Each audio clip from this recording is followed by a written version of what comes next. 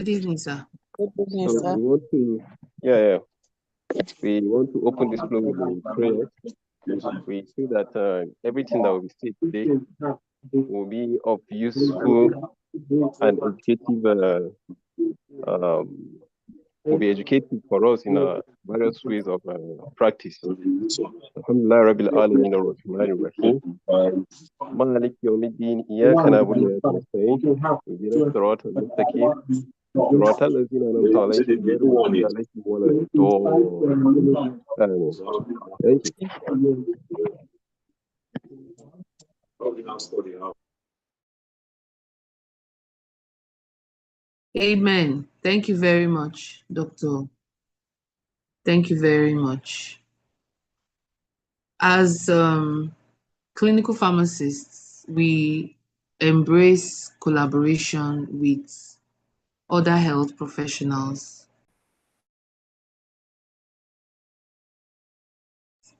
Today, the mental health specialist group is hosting the meeting, and we have a very capable professional in our midst to help us take care of this very interesting topic.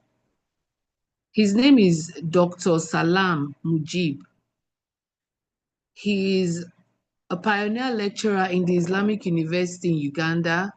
He started the Habib Medical School with some colleagues. He collaborated in curriculum design and implementation for Bachelor of Medicine and Bachelor of Surgery in the same school. He is engaged in curriculum review for Bachelor of Medicine and Bachelor of Surgery in the same school. He's widely traveled. He has a number of grants awarded and funds received for different research groups. He has peer-reviewed over 4 journals. He's a fellow of the Medical Laboratory Science Council of Nigeria, fellow of the African Institute of Public Professionals. He's the director of Ethics Nigeria Community in Uganda. He's highly skilled and proficient in different competencies. He's currently the Assistant HOD of Pathology Department in the University of Uganda, Kampala. He's the Director of Ethics Nigerian Community in Uganda. He possesses a PhD in Medical Laboratory Sciences. He has certificates in neurology from the Islamic University of Uganda. He also possesses a Master's of Public Health in Cavendish University. His curriculum vitae is very long and rich. Please permit me to welcome our presenter, Dr. Salam Mujib. He'll be doing justice to this topic, the role of clinical pharmacists in mild cognitive impairments. Please welcome him. Thank you very much. Over to you, Dr. Mujib.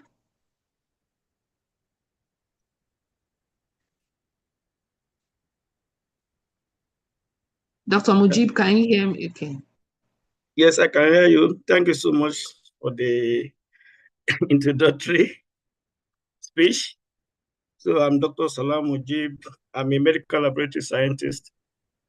I'm a Nigerian. I was sent in 2014 to Islamic University in Uganda as a member of the technical aid core team to help start the Habib Medical School of Islamic University in Uganda. So I've spent 11 years in Uganda here and still counting.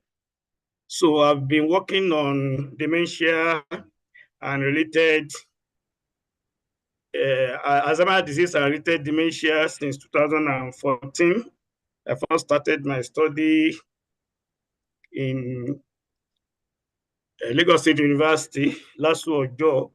That's where I had my first interest in Alzheimer's disease and dementia, and conducted some studies at Yaba Neuropsychiatric Hospital.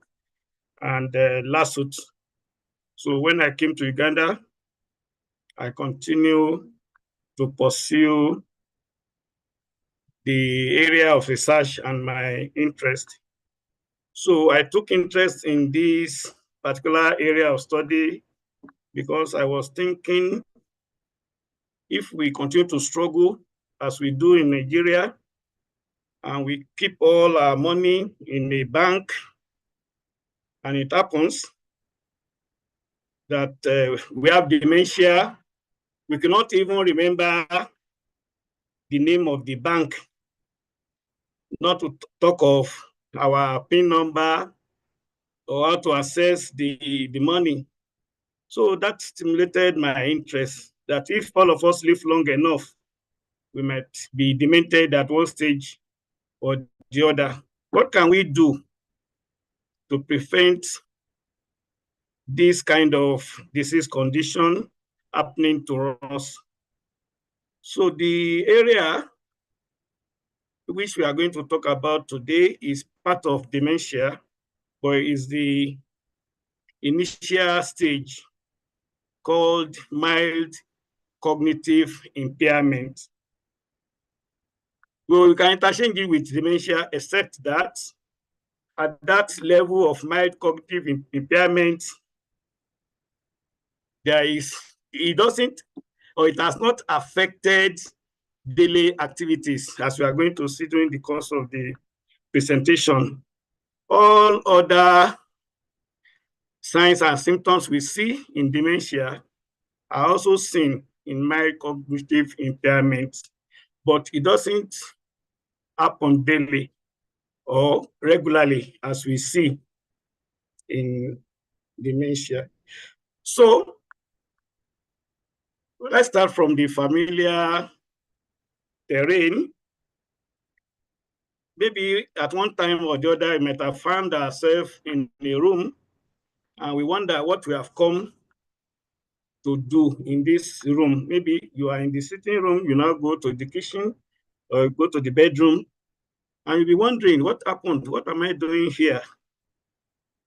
So at that point, we talk of memory loss, but we can still regain the memory when we go back to where we remember last what we went to do in the room. Maybe you are in the sitting room, you had an orange, you want to peel the orange, you went to the kitchen to pick the knife. But when you get to the kitchen, you cannot remember that you have gone there to pick the knife.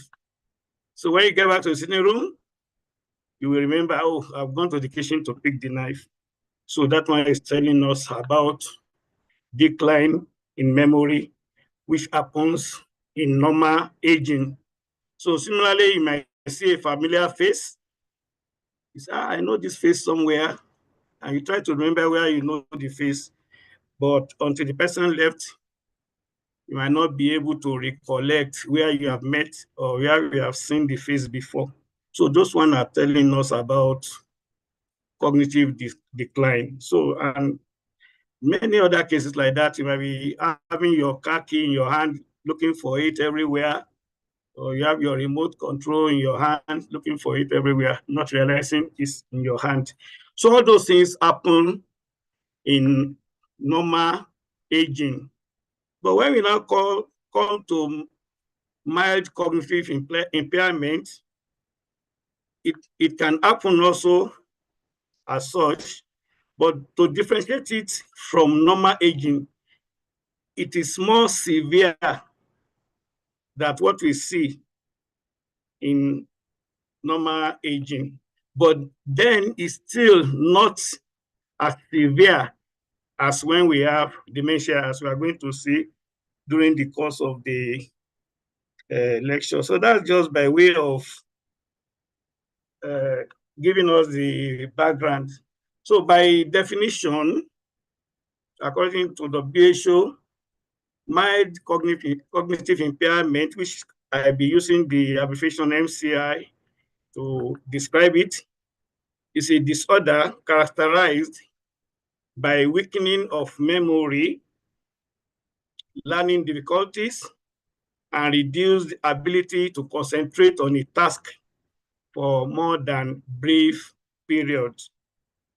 So the first thing we see is weakening of memory and learning difficulty.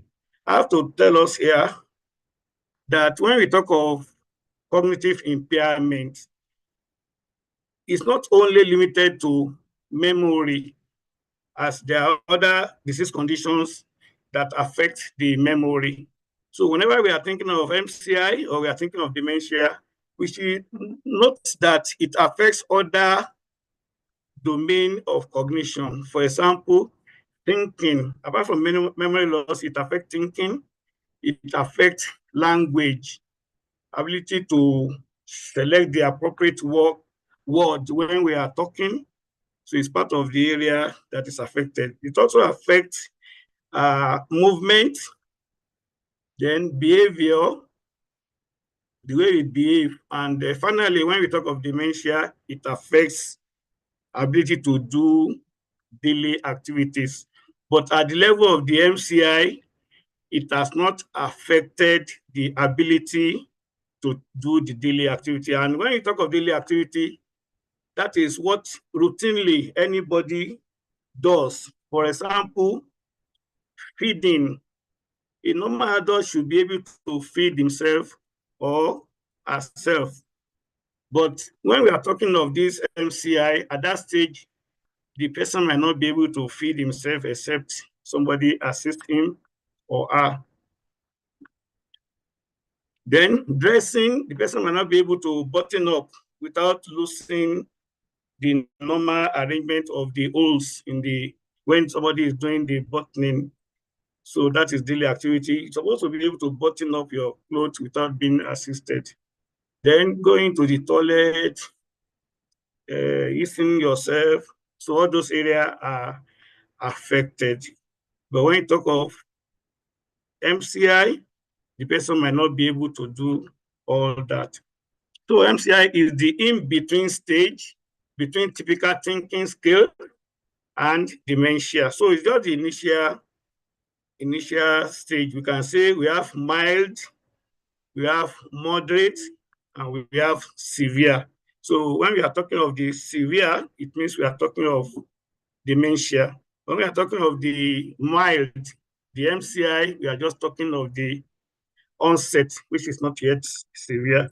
So the condition causes memory loss and trouble with language and judgment, but it does not affect daily activity. So we should underline that word daily activity to know that we are not yet talking about dementia, but we are talking of MCI. So when we talk of judgment, there are some executive decisions they bring to you to be able to assist in passing a judgment. And when you see the way this person, which is respected, might be a chief, might be the leader of a community or religious leader or political leader, the way you see the person is passing the judgment, everybody will be amazed to say, how can this person make this kind of statement? So person will not be able to pass judgment, particularly executive judgment. So there's often a feeling of mental fatigue when mental tasks are attempted. When you give the person to do what seems to be very easy to do, the person find it very difficult to do. So MCI raises the risk of developing Alzheimer's disease and related dementia or other brain condition. So if we didn't Excuse me, sir. take note. Doctor, Yes, please. can you share your slide? You're not sharing your slide yet. Yes, I'm still on the first slide. Okay, You are we're not not seeing, seeing it. you No, are sir. not seeing it. Oh, No, sorry, sir. let me, I think I've, Yes. okay, let me see. Uh,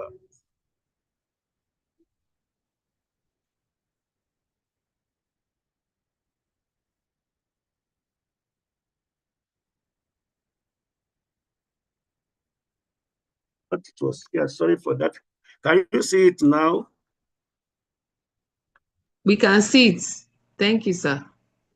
You can see it now. I'm trying to see if I can place it on the presentation Slide. mode, but I cannot see the icon there. But I can go on like this. Yes, sir, you can. Hello. Manage this one. Thank you so much. So I'm here on this first slide, and I think I've explained it to the last paragraph there. So see, talking about introduction on MCI. People with MCI may be aware that their memory or mental ability has changed. So when it is frequent, the person try to remember things, is struggling to recall faces, recall familiar places, cannot calculate simple arithmetic. So the person himself will know that there is something that has changed in his or her mental ability. Family and close friends may also notice these changes. So when it is frequent, people will start to know, like member of the family or those who are associated with the person, they will know that there are changes.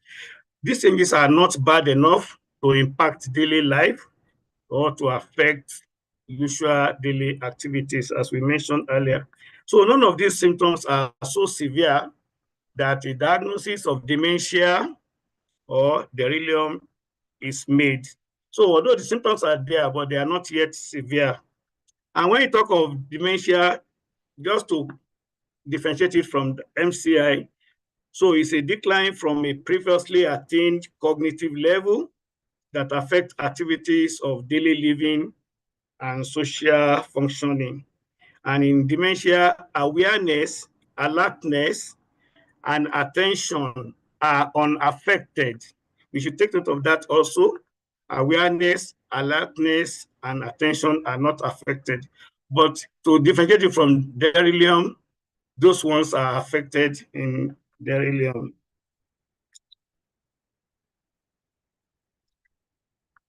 Well, I don't need to talk much about the pharmacist because we know what we do, but just for record purpose and for the purpose of this presentation, we talk briefly about who is a pharmacist.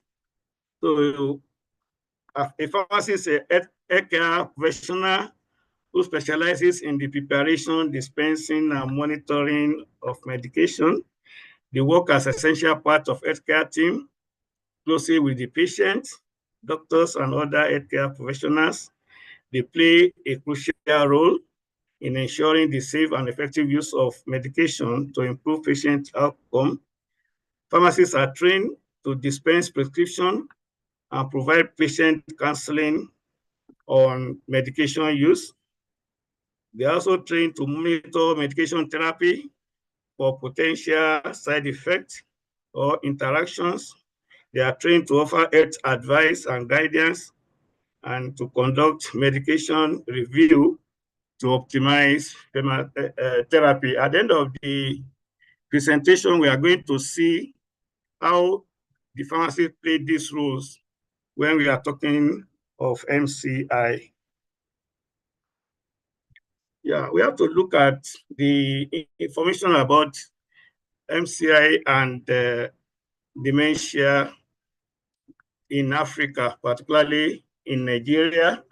Information on dementia prevalence in Africa is very limited and outdated. We don't have much people. Many studies have not been conducted, and if they are conducted, we don't have much documentation on what have been done in Africa. Mostly we refer to studies conducted in the Western world, which might not show what we have in Africa. So that is the interest some of us are picking in the topic, because this disease condition, it has been declared as a public health emergency. So we have to tell the world what happens in Africa so that we can look inward to have a solution to the problem from Africa without waiting for the Western world to come and give us the solution to our problem. So according to literature, 55 million people are affected As a 2023 report of the WHO, we have globally 55 million individuals affected with dementia, and every year we have 10 million new cases.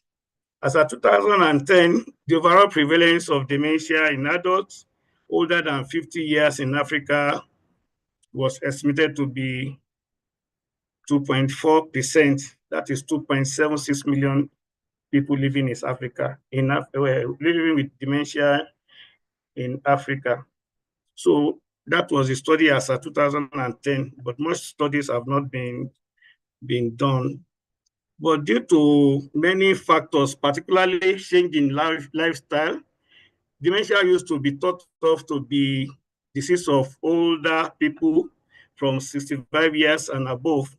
But there are many changes in lifestyle, and we now have people as young as 45 years old coming down with dementia, and that should stimulate our interest in these studies.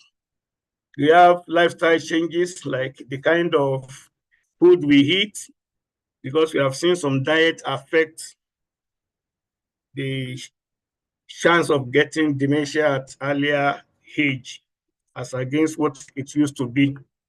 Then the sedentary lifestyle, most people, they don't live with people again, they live alone. So that one too has been established to be one of the risk factors. And we are going to see the risk factors later in the presentation. Then also with the kind of smoke, the cigarette people smoke, the alcohol they drink, and even the use of social media now. Many people, although we might sit together in a room, but you are still far away. Everybody is interested in what happens on the social media, so they don't interact with people that are near to them. That one has also been established as one of the new lifestyle changes that is predisposing people to having dementia. We are going to talk about the risk factors later during the course of the presentation. So about 2.1 million people live in sub-Saharan Africa, and we have seen that older population in Africa is the fastest in the world. People are getting older since we have been able to curb most of these non-communicable diseases. So people are now living and getting to older age. So there are very few healthcare providers, particularly the pharmacists, for neurological diseases, including dementia, for the growing Nigerian population. The Nigerian healthcare system is underdeveloped in comparison to the Western countries' healthcare system. Hence, we talk of the Japa syndrome, which is also referred to as brain drain. Most health facilities in Nigeria are below international standards, with limited resources, poorly equipped, and with limited capabilities. Members of Clinical Pharmacy Association of Nigeria have a key role to play in the management of MCI in Nigeria and beyond. What are the challenges about MCI that have been identified, and also about dementia when we look at Nigeria? First, there is lack of awareness and understanding of MCI and dementia. Even among the educated, when you ask about what is MCI or what is dementia, people tend to limit the knowledge to only memory loss. And when you talk of memory loss, there are other likely causes of memory loss. So when we talk of awareness and understanding, it goes beyond memory loss. It has to do with thinking, the use of language, movement, and some other areas of cognition. There are other areas of cognitive impairment apart from memory loss. So we have to create more awareness even among the people who are educated. They should understand when we talk of MCI and dementia, they should understand what we are saying. Then there is lack of diagnosis, or there is misdiagnosis. there is no laboratory test we can say we have so far who are biomarkers that can be used to diagnose dementia as we have for maybe diabetes or hypertension. A doctor, a clinician can refer to the lab that I want fasting blood sugar to know if somebody is diabetic. But we don't have such for dementia. So we still use some screening tools like the MMSC or the BDS, that is Bessel Dementia Scale or Mini Mental Scale examination.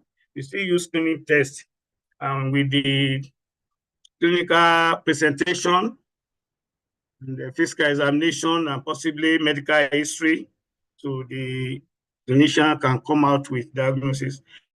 There is misdiagnosis, as dementia is also said to be due to normal aging. They think it's old age illness, but not all old people come down with dementia. So that shows that really it's not an old age illness, because we have some old people that are still behaving normally. Then it has been linked to depression, Parkinson's disease, diabetes, and high blood pressure. These are comorbidities which we should be able to understand when they come together and be able to differentiate between dementia and this other disease.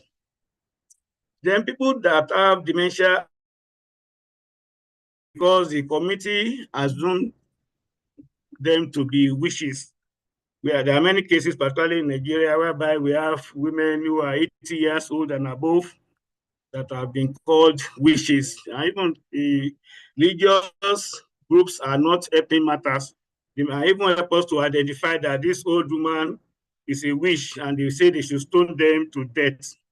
As we are going to see later during the course of discussion, we see why many women are the ones that are attributed to be witches. And we see we don't have men who are alleged to be wizards in this kind of condition, because mostly at that age, we see many women living above 80 years.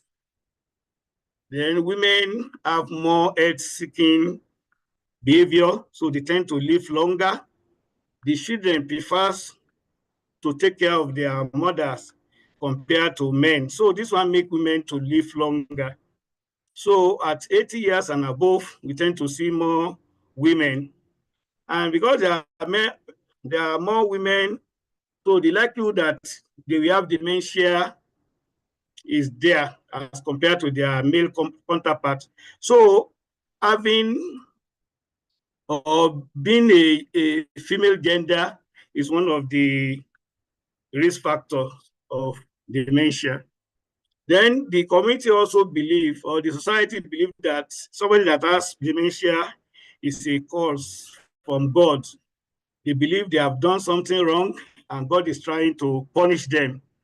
That is why they come down with dementia. So there is stigma. Then many people still believe that it's also a form of mental illness. So anybody that has a mother who is presenting with the symptoms, we not like to take them to the hospital. They prefer to take care of them in their private homes because of the stigmatization. So most of them may not see them in the hospital because they see it as a form of shame because it's mental illness. Then people still believe that it's part of aging, as we said earlier on. Then there is abandonment and isolation of people with MCI and dementia and their carers. So when an old member of the family becomes demented, so the people where in the community where they are living, they will isolate them and abandon them instead of giving them the support. And not only the people living with dementia, also their caretaker or their carers are also abandoned. Then there is no government policy, legislation, and services. Since they believe that is part of normal aging, there is no special budgetary allocation for old people.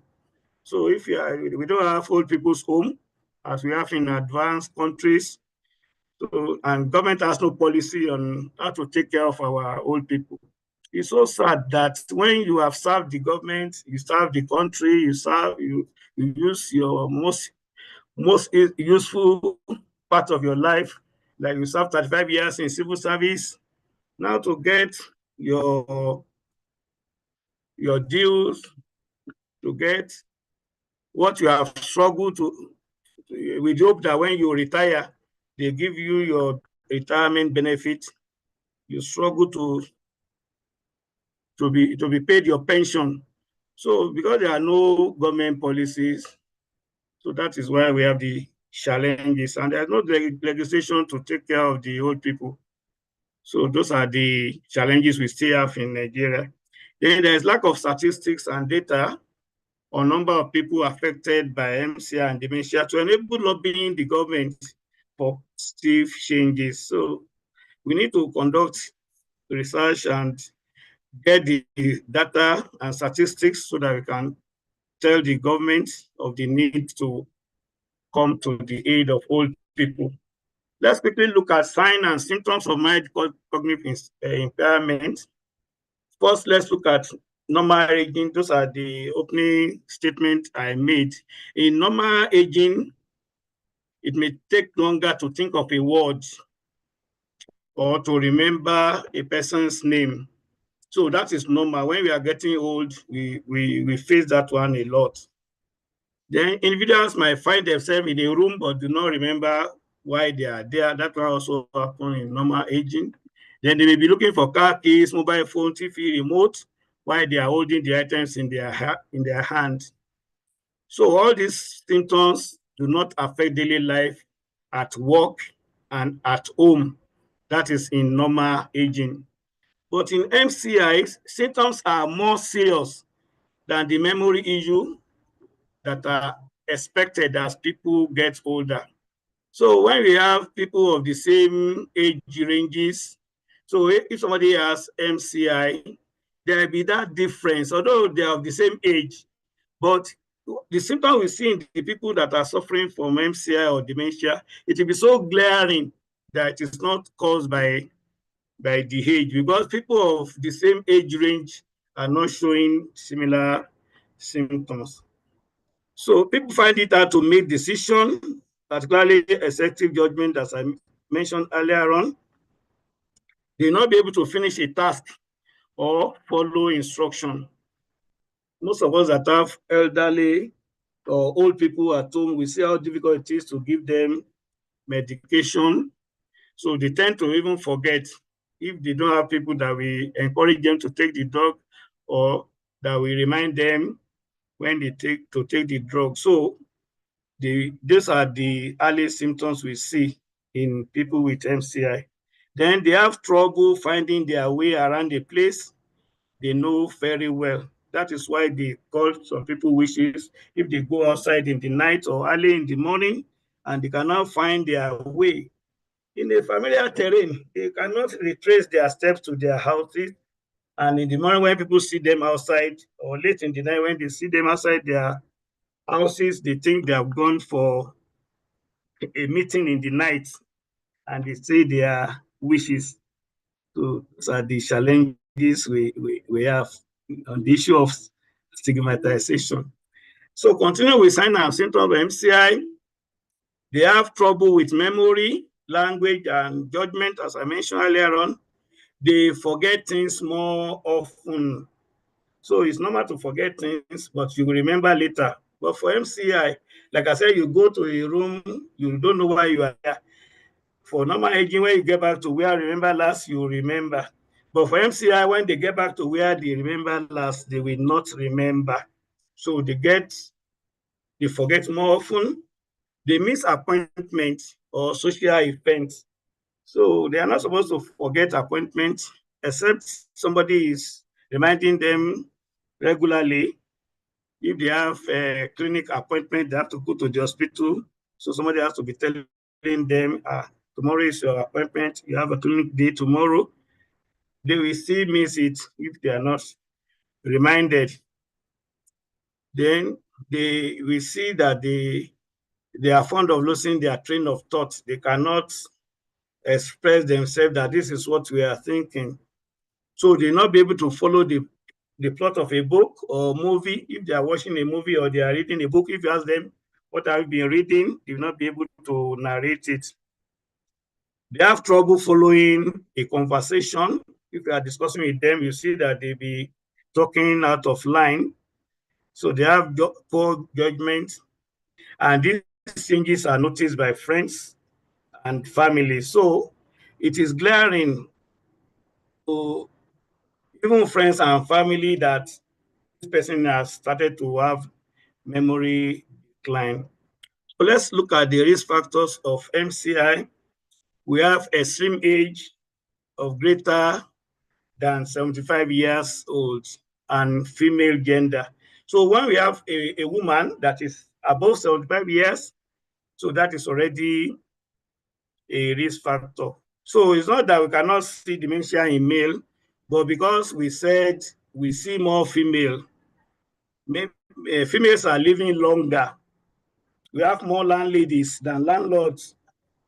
So with that, we see it seems that the incident is more in females, but it's just because we have more females. And even you have more male who are age and sex matched, we can say that we have similar condition in males also. But we see females mostly. If you go to the hospital, is the female will be used. Even most of the research conducted on the MCI patients, it is the female participants that we see.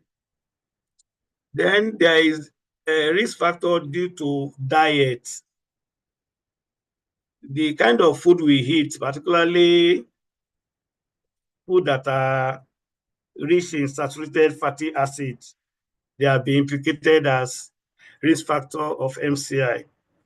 The alcohol intake, smoking, and high intake of saturated fat, they are being implicated.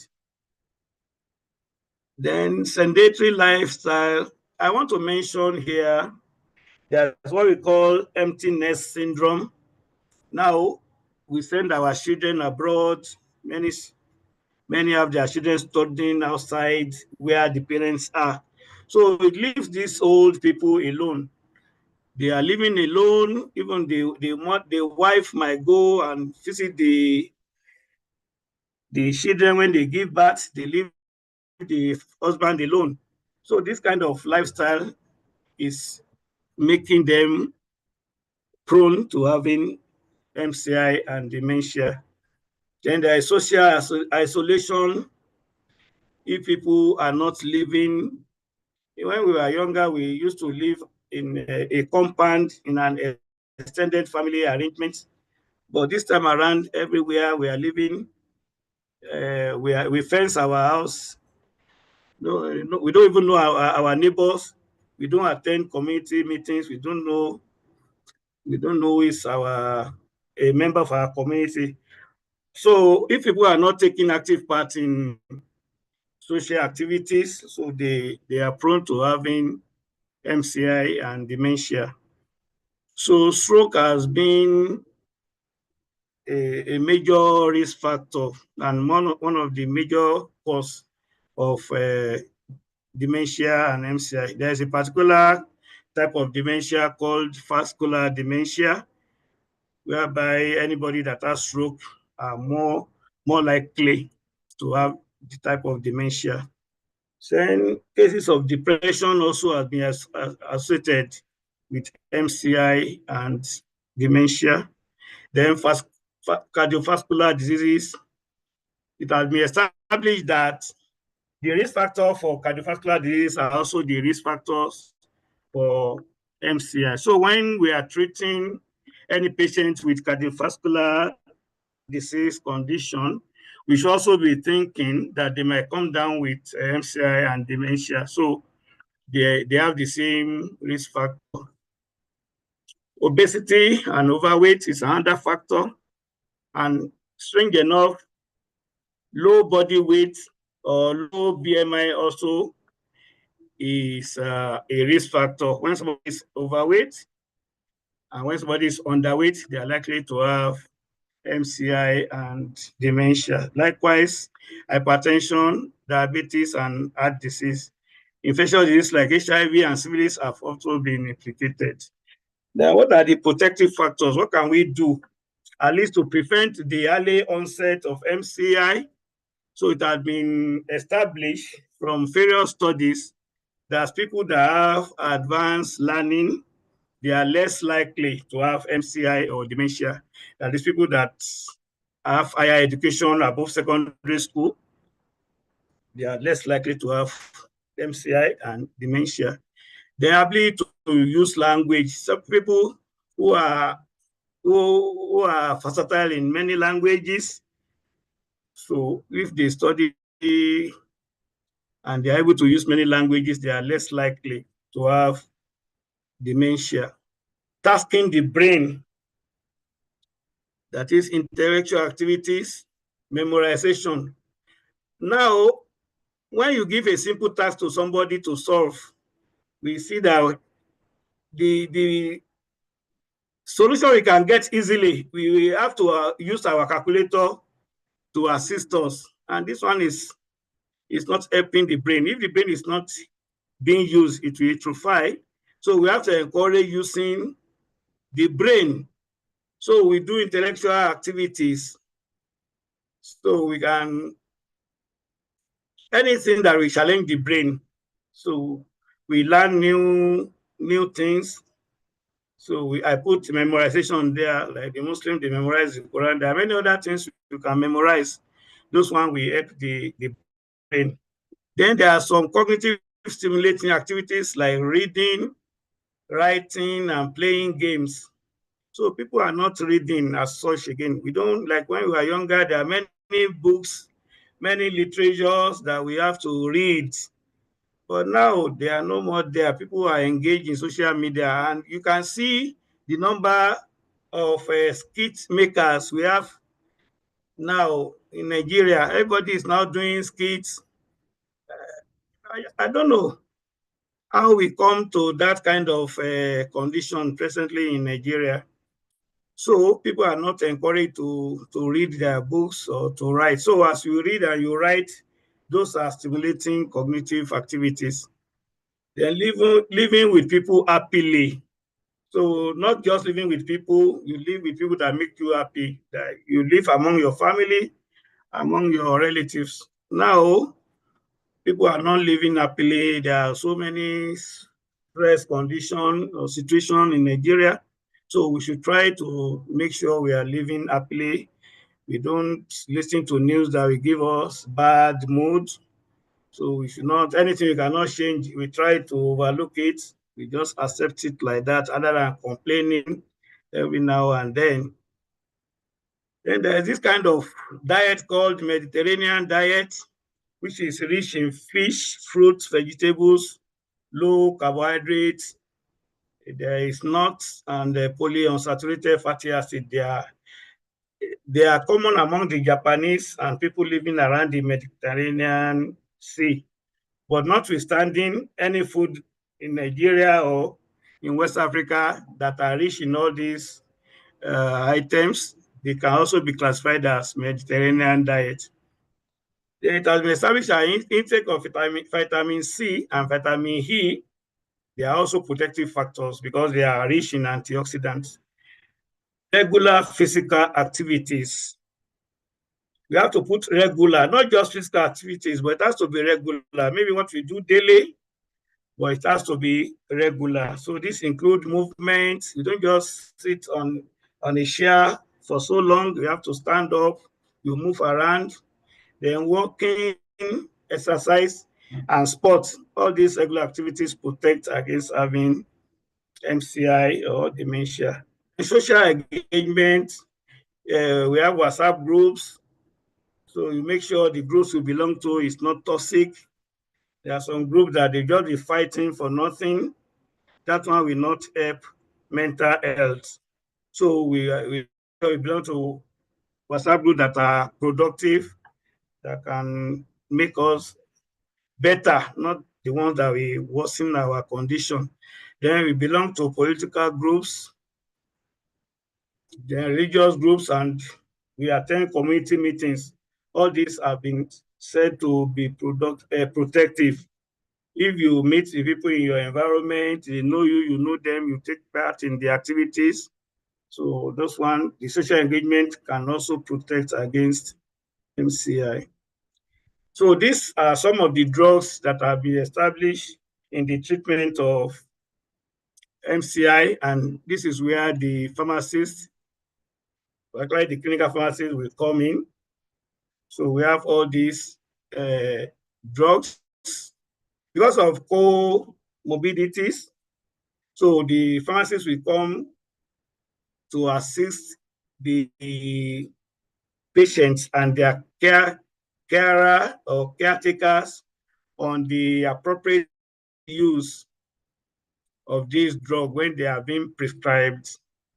So the pharmacist will come to, you know much more about this, so I'm not going to dwell much on that. But most of the comorbidities like these statins are given to people who are having high cholesterol, and the antihypertensives, they have been established to help people who have MCI and people who have dementia. The old people tend to complain of one pain or the other. So we have these non-steroidal anti-inflammatory drugs, so like ibuprofen. This curcumin has been found in turmeric, and they said it's also very good in the treatment of MCI because it helps to improve the memory. So the role of the pharmacist in MCI management, they help in dispensing medication, like the drugs that are given to these patients. It is with the help of the pharmacy that they can know the appropriate use of this drug, and they can help in guiding on how to use the drug. The next information that are needed, it is the pharmacy that will help in telling the carer if, although because the condition is still a mild condition, so the patient also will still understand whatever they are told to do. So apart from dispensing the drugs, the pharmacy also provide patient counseling. So we have many outlets whereby the patients can meet the pharmacist. So they have that avenue to be able to help the patient in giving counseling to them, maybe about their condition or about the drug use. They also help in monitoring the medication therapy. They will know if the patient is complying. So maybe when they need to change the drug that have been prescribed, the pharmacy can guide the doctors and other health practitioners that prescribe the drug. Then they also give health advice. They conduct medical review, and they also take part in clinical trial. There are many new drugs that are coming up, so the pharmacists are also involved in the discovery of new drugs and also advising if there are going to be adverse effects of drugs. Those are the roles which the pharmacists are expected to play in the MCI. So my last slide, I'm presenting on the setting of practicing pharmacists. There might be more than this, but these are the ones I have access to. How the pharmacist can come into play to assist the people with MCI in the management of the condition. We have the community pharmacy, whereby the patient always have access to the pharmacist in the community. They can have retail shops, so they have standalone pharmacy shops. So they interact with the patient from there. We also have hospital and clinic pharmacy, maybe general hospital, tertiary hospital pharmacy. The pharmacists also meet the patient there.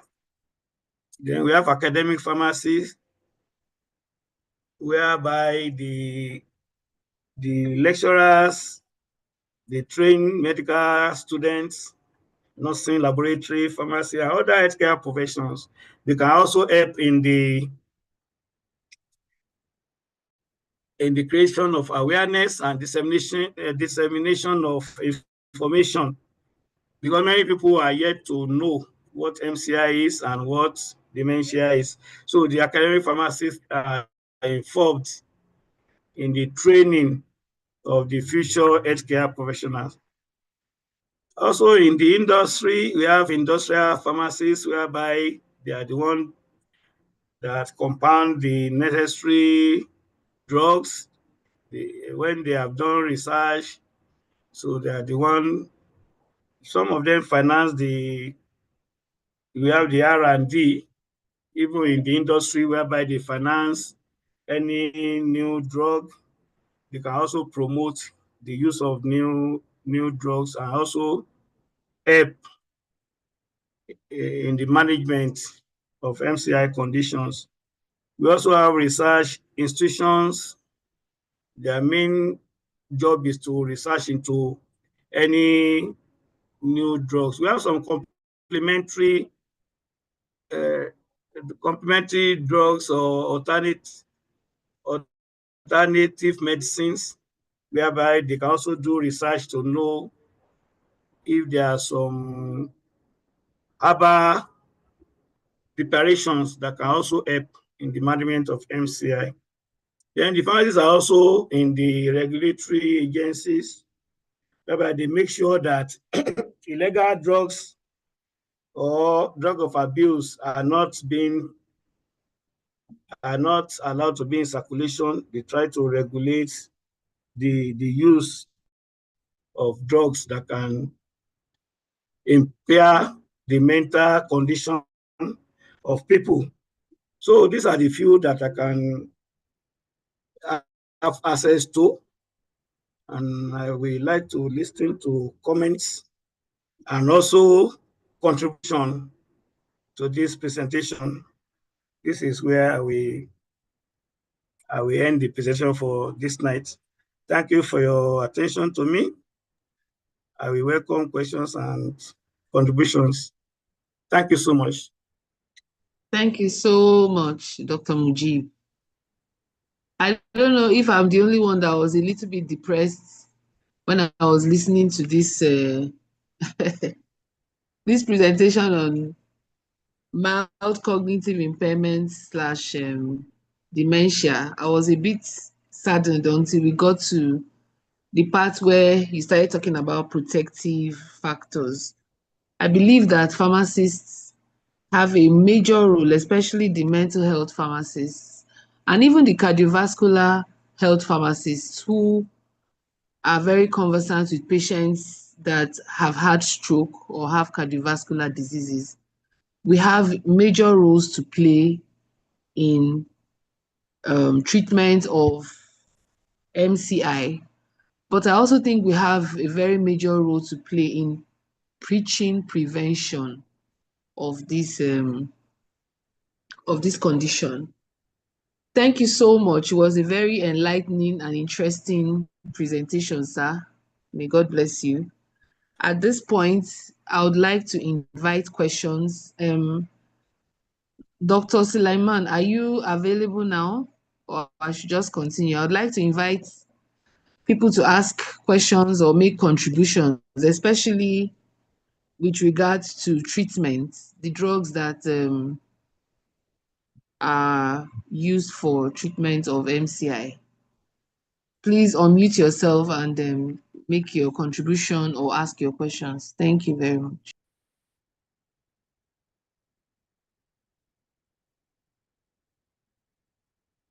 You can raise your hand or just send a message in the chat box, please.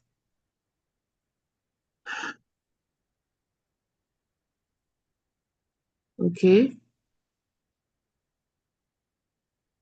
DAE, please unmute and speak.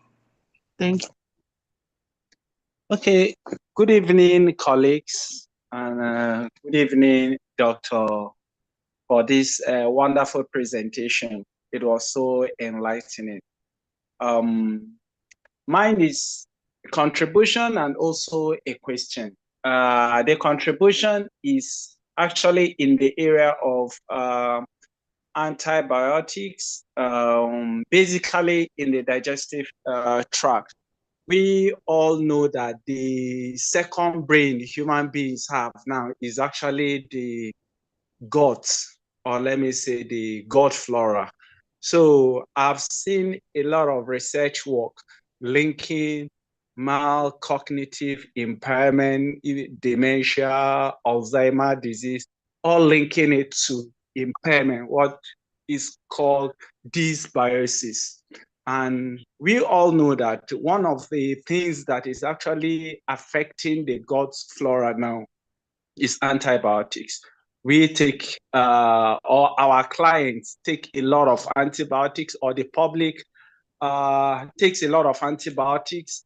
People go to the pharmacy, get antibiotics for different conditions, even in conditions that don't really warrant the use of antibiotics.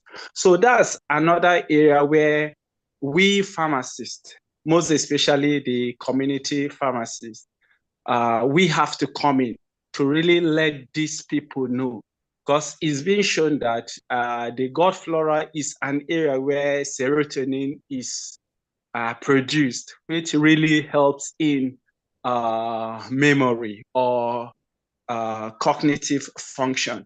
Then another area is constipation, which I've seen quite a lot of work linking constipation with memory impairment, because when these waste products stay in this area for a long period of time, a lot of bad gases or substances are being released, which in turn affect this flora. So I am actually adding more on this area of use of antibiotics or irrational use of antibiotics, and also constipation, in addition to what he said. That's just my little contribution. Then my question goes like this. I don't know if there is any research conducted among men, because most of the patients I do see are basically women. So I don't know, is it that their hormones is also involved, or is just because of the age factor? This question goes to the presenter or anyone that has any answer to that. If someone has any maybe link between the hormones and this condition. That's all. Yes, thank you. Over to you, Dr. Mujib. I think you even mentioned it during the course of your presentation, why it looks like more women have it. Please, can you just go ahead and quickly, in 2 seconds, explain why it seems that more women have it than men? Yes, thank you so much. I did a case control study in Nigeria, and also I've done another one here in Uganda. The truth is, the two gender are involved, both the male and the female. But as I said, women tends to come to the hospital more, because I've seen when you ask from the children, who do you want to die first, your father or your mother? All of them will say they prefer their father to die first. Although I start to be challenged by the women. So they take their mothers to the hospital. Even when a man is complaining, I'm sick, please take me to the hospital, they will say the man is pretending. So man, we want to use both face that I'm a man, man don't cry. So you not see men in the hospital. So it seems most of the people we have that participated in our study are female, because they have more health-seeking behavior, and their children bring the women to the hospital more than the men. So it doesn't mean it doesn't happen to the men, but because we see more of the women, that's why we think it happens mostly in the women. So that is Okay, my sir. response. Although I love my daddy, I love my daddy. Who do you want to die first? Nobody should die first. They should just stay. They will not Dr. die. Sulaiman, please, your hand is up. Please go ahead, sir. Dr. Sulaiman, please go ahead, unmute yourself.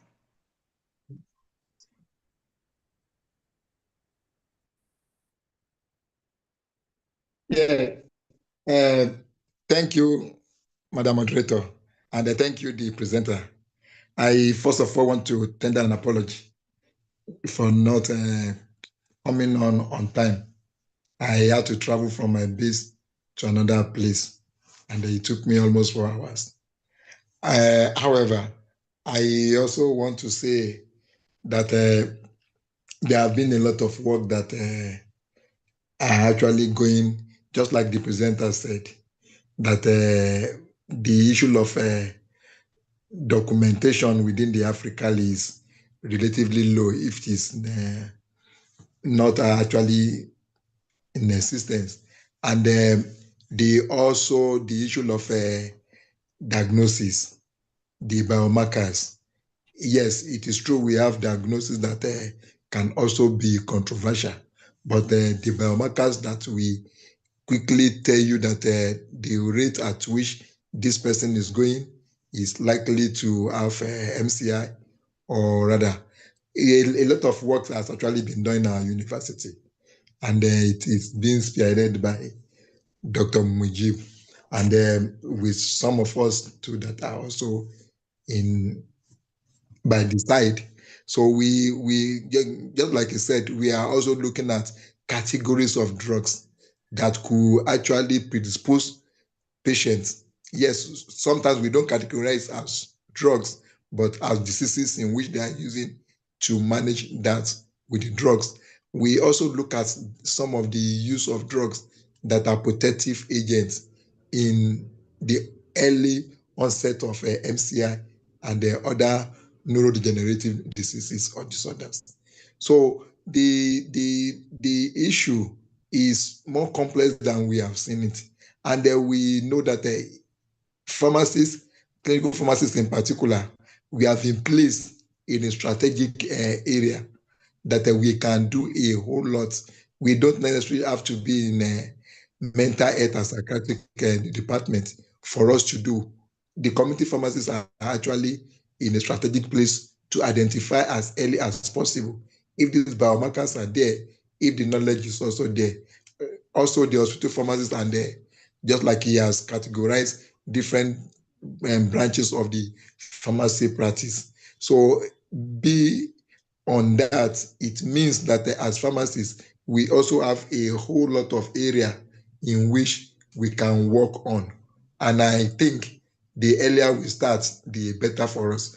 That is why I actually spoke with him that please, I will rather want you to come on board to come and talk to my colleagues, and perhaps they can be stimulated, and then we can start from somewhere. I want to thank him that he took the mantle, and I want to express our profound gratitude to him. So thank you. He's my colleague in the office, even though he's in pathology while I'm in pharmacology. But we always work together. Thank you. Thank you so much. Thank you. Before I head on to Dr. AO, whose hand is raised, you can unmute in the next 1 second. I just want to advise us based on what Dr. Mujib has said today. We should read, we should, we have to exercise our brain. We have to look for things that will stimulate us cognitively by reading, writing, playing games, being sociable with the people around us. Dr. AO, you can unmute and make your contribution or ask your question. Yeah, thank you so much. Good evening, everybody. And a big thank you to our speaker. Thank you for the presentation. It was quite enlightening. So I'm Abiodu Olutayo, actually. So I just want to add one or two contributions to what somebody asked. If somebody asked a question concerning constipation and delirium, I just want to shed more light on it. I'm actually a geriatric pharmacist, so I see a lot of patients with constipation that came down with delirium. I've seen a lot of them in my practice. So I just want to just add a little bit, just shed more light on that. Actually, delirium is an acute confusional state, and it is common amongst the elderly. Our elderly patients, a lot of them, they usually come down with delirium. And sometimes we confuse delirium with mild cognitive impairment. Actually, delirium is different, even though it's a form of cognitive impairment in a way, because there is confusion and all that. But one thing with delirium is that it resolves within days or weeks once the precipitating factor has been actually treated. So for a lot of our elderly patients, they come down with delirium as a result of constipation. So that is why when we're giving medications that have constipation as side effects, we need to counsel them appropriately. We need to counsel them appropriately because I see a lot of them in my practice. So once I'm giving any medication, especially those that have opioids, we have drugs with opioids and pain medications with that contains opioids with other medications like paracetamol, for example. So I've had to really sit down with them and counsel them appropriately that, okay, you're going to be experiencing a change in bowel movement. So definitely you have to increase your fruit and vegetable intake. I don't assume that they've not been taking fruits and vegetables. So I usually tell them increase your fruit and vegetable intake because it's going to affect your bowel movement. So that's just the thing. And for delirium, a lot of times is usually caused, like I said, by constipation, infection, the normal UTI, chest infection, malaria infection, even medications, even common dehydration too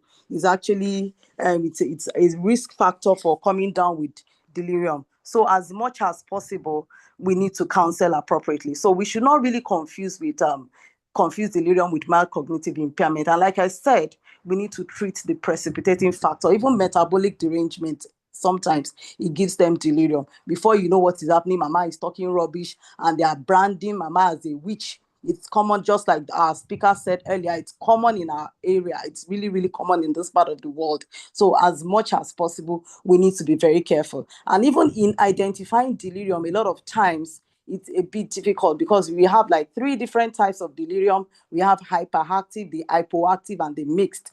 But of course, the hyperactive is the one that is common, that we're saying mama is talking rubbish and everything. But I just want to state here that if you're going to be taking it as delirium, you need to take a proper history because it has a very sudden onset. Unlike dementia, which is actually a progression. But for delirium, you will notice mama has been okay all day long, and the next minute in the evening, she's talking rubbish. That is when you have to suspect delirium and not mild cognitive impairment. So as much as possible, if we have any patient, any client that has really been okay, doing well, and the next minute we're seeing some changes, then we need to investigate further. Could it mean that the patient is constipated, the patient dehydrated, the patient has taken a medication that actually has constipation or something as side effect and is putting the patient at risk for delirium? So I think that is my contribution. Thank you. Thank you so much. Thank you, Dr. Ao. Yeah. I didn't get your name, ma. Miss Olutayo, Abiodun Olutayo. Okay, ma. Okay. Dr. Mujid actually said at the beginning of his presentation that mild cognitive impairment is somewhere in between normal cognitive functioning and dementia. He also differentiated between dementia and delirium, that in dementia, awareness, attention, and alertness are not necessarily affected. So, but thank you so much for your contribution. We have our work cut out for us as pharmacists, whether you are in the community setting or in the hospital setting. I saw a question that Dr. Abidemi asked, something about whether, Dr. Abidemi, I cannot see your question okay. He asked if MCI is reversible. At what point does MCI become full-blown dementia, and can cannabis help with MCI? Dr. Mujid, I don't know if you can throw more light, if you can answer these questions, sir. Yes. Well, I got the reversibility, but cannabis And the second question, I didn't get that one, please. Can you repeat? I got the one He on said, reversibility. yes. At what point does MCI become full-blown dementia? Okay, yes, I got that one. Then the one on cannabis. Yes. It is What did it is a psychoactive substance. So he's wondering if cannabis can help with MCI. can cause it or can protect against it? What is the? Is he I'm asking if cannabis can? I'm guessing he's asking if it can help in a positive way. Okay. Uh, Okay, let me take the reversibility. One thing is that all these conditions, we have to know the causes. Once we know the causes, then we can think about the reversibility. For example, if they are due to disease condition, let's look at the like infectious disease like syphilis now. So we have syphilis that has been implicated, neurosyphilis, as a link or a cause of dementia. So if we treat syphilis or if you're able to remove the cause, then we can talk of reversibility. Then if it's due to deficiency of a vitamin like vitamin B12, or if there are some hormonal imbalance like the thyroid hormone, if we are be able to get the root cause and we're able to remove the cause, possibly we can reverse it. Then there are what is called modifiable risk factors. Like we have the cardiovascular disease, then lifestyle changes, smoking, alcohol. If they have not caused permanent damage, and we can reverse, we can modify the causative agents or the causes, so we can reverse it. Then at what point does it become dementia? We said it's in between. One thing we have to talk about the onset. If we are able to make an early diagnosis, or even if we can prevent it from all these protective factors we said, if we can protect it from even happening, it will be better.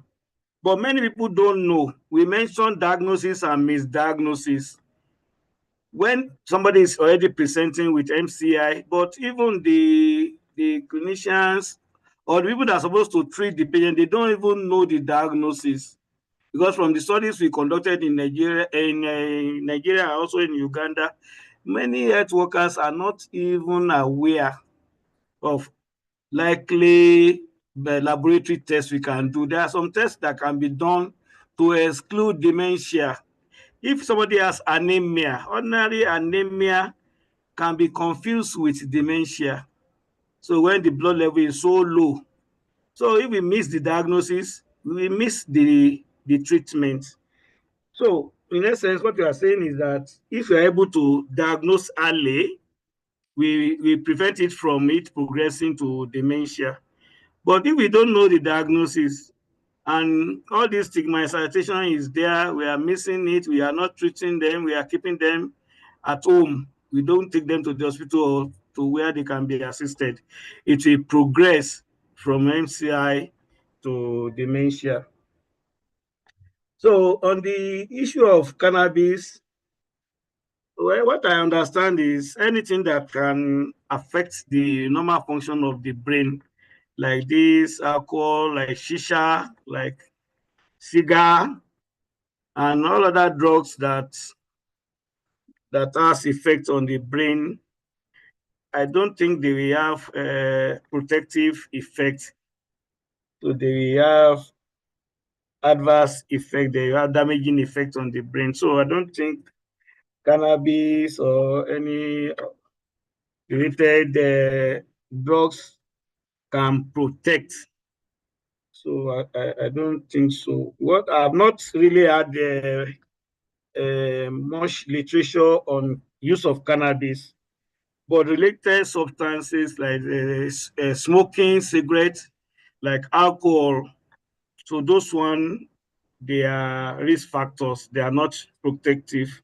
So if we categorize cannabis in that they belong to the same class with anything that can affect the normal functioning, normal thinking, normal use of the brain. So it will not be protective.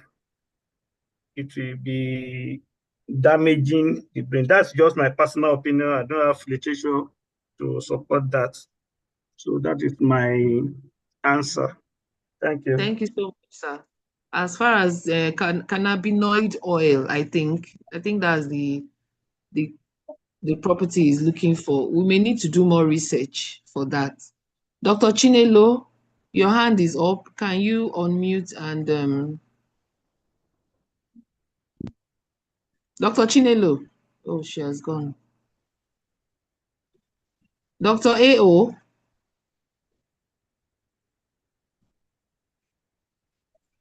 Dr. AO, you can unmute. Yeah. So I just want to contribute to that issue of cannabis. As far as I'm concerned, it might not help.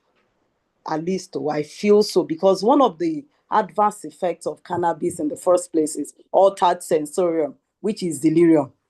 When you're talking about altered sensorium, you're talking about delirium. So I think, at least for my own elderly patients, I feel it will rather worsen it, the delirium, rather than helping the mild cognitive impairment. So to me, I don't think it might help. Thank you. Okay. Yeah. Thank you so much. Dr. Suleiman Ademola, please unmute. Yes, there is a study that we are doing with the animal model now, where we have drugs that increase the synthesis, that decrease the biodegradation or reuptake of excitatory neurotransmitters, and those that also increase the inhibitory neurotransmitters. We are trying to do categorization and see whether these excitatory neurotransmitters or inhibitory neurotransmitters have actually implication in MCI, in progression, and the rest. So I, though we have not gone so far, so we cannot categorically make a statement. But I know that with the way we are seeing the neurotransmitters actually play a whole lot of roles in MCI and the rest. So by the time the paper comes out, we will be able to do categorization that whether those excitatory that increase the synthesis or increase decrease the reuptake or prevent the biodegradation or metabolism are able to, and then which of the particular neurotransmitters actually play Okay. your role. So for the also could not be able to categorize. Marijuana can actually worsen or do otherwise. Okay, sir. Dr. Chinelo, you're on. Please, you're on meeting. Good evening, everyone. Okay, I want to appreciate the presenter, Dr. Salam, for the wonderful presentation. But my concern, he talked about behavioral approach to MCI and dementia, like having an active social life, trying to make friends and all of that, and that it will help a lot, and then trying to use our brain more. What if, let's say, someone prefers to go on supplements that will help, with that? For example, ginkgo biloba, and others that can help. Must one be physically active, or must one tax the brain to stay away from that, or to avoid the risk of having MCI or dementia, or can one go on supplements as an alternative to physical activity? Yes, if I should answer that one, I have to put the slide down again on complementary therapies and ginkgo biloba as the is there on the slide. So we have worked on that, and it has been established that it has a protective effect. It also contributes to improve in the declining state of the brain. But it should be complementary. You take everything as a whole. All the things you think can protect the brain from getting impaired, we have to take them as a whole. So you use the supplement, we do exercise, we look at the diet, so we have social activity. So when you attend the church service, or you have a Muslim community, you attend their meeting, or you have political party. So those one, in my own study, the one I did in Uganda here, I'll be able to establish that all those one really help in protecting people from coming down with MCI and dementia. But if somebody is just one man army, is a lone ranger, so that person will be depressed, and we have seen that depression also contributes to MCI and dementia. So as much as we suggest that we can use supplements, but not at the detriment of other protective factors which we have mentioned. So we should socialize, we should engage. You see, when we used to have extended family structure, even the old people, those are grandpas and grandmas, they don't have dementia. But now we don't take our children to our grandparents again. We say they will spoil them. And they trained us, they didn't spoil us. Why are they spoiling their grandchildren? And we don't allow these small, when you take the small children to the grandparents, there's a kind of happiness they see by having their grandchildren around. They play with them. So those one will not let them come down with dementia. So let's combine the supplements with other activities. And we use our brain also. Anything we don't use, we know we lose it. So we use our brain. We don't let all this AI, anything you say now, they say AI. We cannot even think. We cannot even use our brain again. Within a short time, all this will affect us, and we are going to come down with dementia. So that's what we are saying. So thank you so much. Thank you, sir. Thank you.